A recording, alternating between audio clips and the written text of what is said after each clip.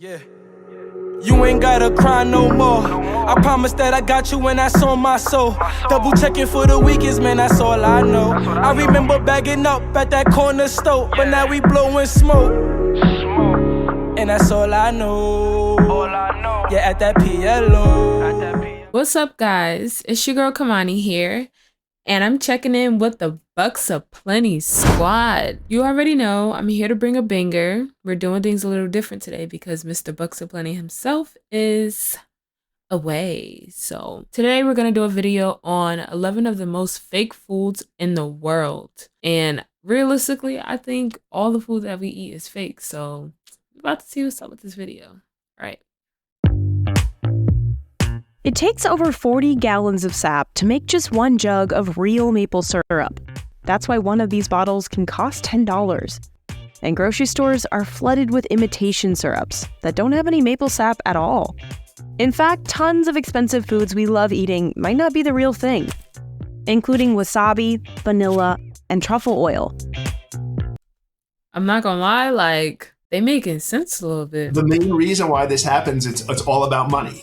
Some of this is legal, as long as products that aren't the real deal disclose it on the packaging, even if it's a bit sneaky.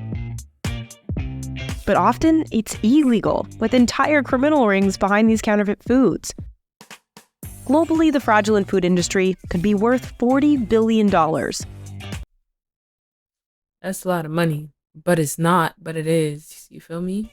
The sort of least end of it, you're getting ripped off. At the worst end, you're literally getting poisoned. So how did fake food take over our grocery stores, restaurants, and kitchens? And how do counterfeiters get away with it? We travel around the world to learn how to spot the real stuff.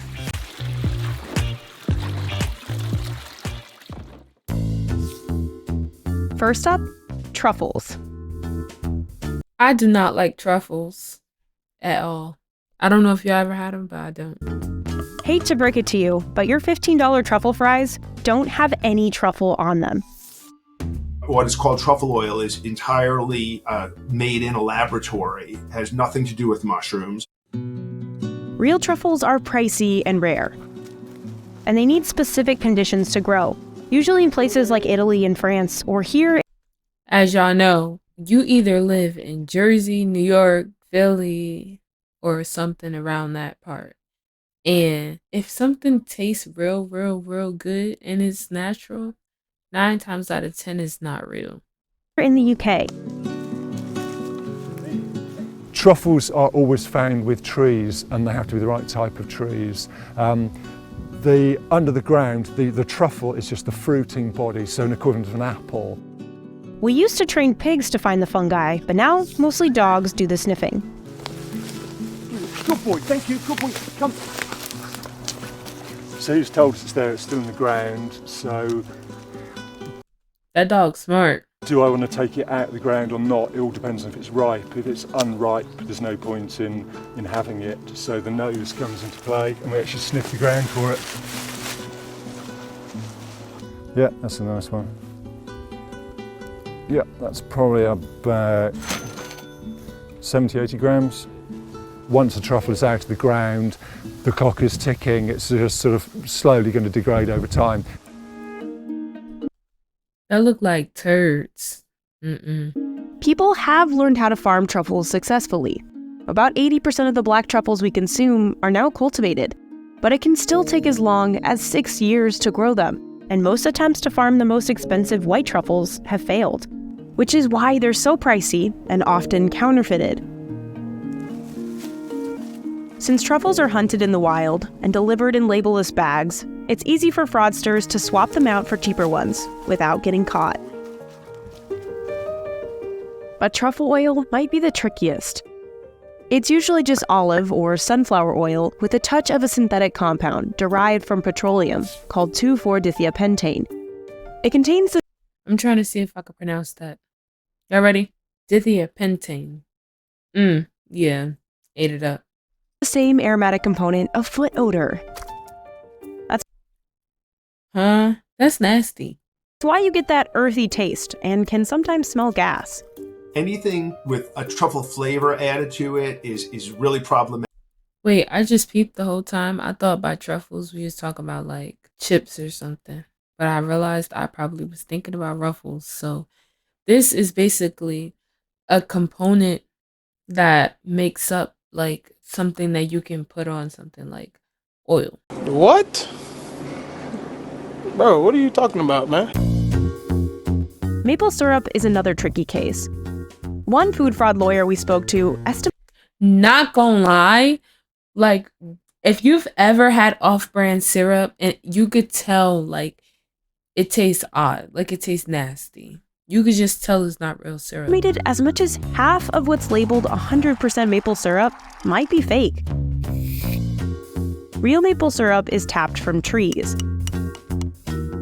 Canada produces 85% of the world's real supply.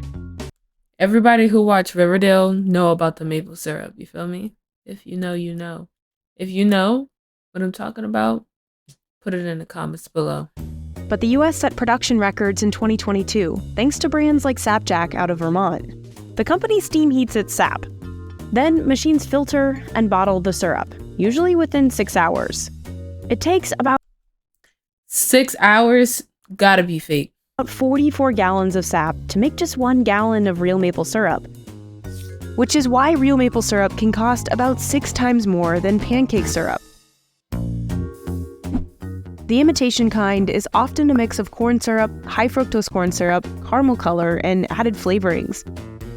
This kind of syrup isn't illegal, and you can tell it's not real maple when you see words like pancake syrup or table syrup on the label, while the authentic kind will say 100% or pure, and have just maple syrup on the ingredients list.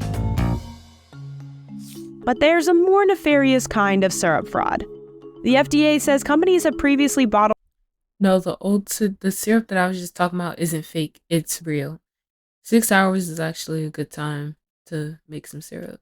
I don't know how to make syrup, but I watched Riverdale, like I said. This fake syrup, you probably only need like an hour or two, maybe less. Who knows? Let's see. bottled up fake syrup, labeled it 100% real syrup, and pocketed the profits. And that's illegal. In that case, it might be best to look at the consistency. Real syrup is often thinner than fake corn-based syrups. That corn-based syrup do be good though. Wasabi is probably the most widely faked food on our list. It's estimated only 1% of American wasabi and 5% of Japanese wasabi is real. Most of it is actually a mixture of horseradish, a sweetener, and a food starch. I'm not gonna lie, my taste buds ain't jacking it.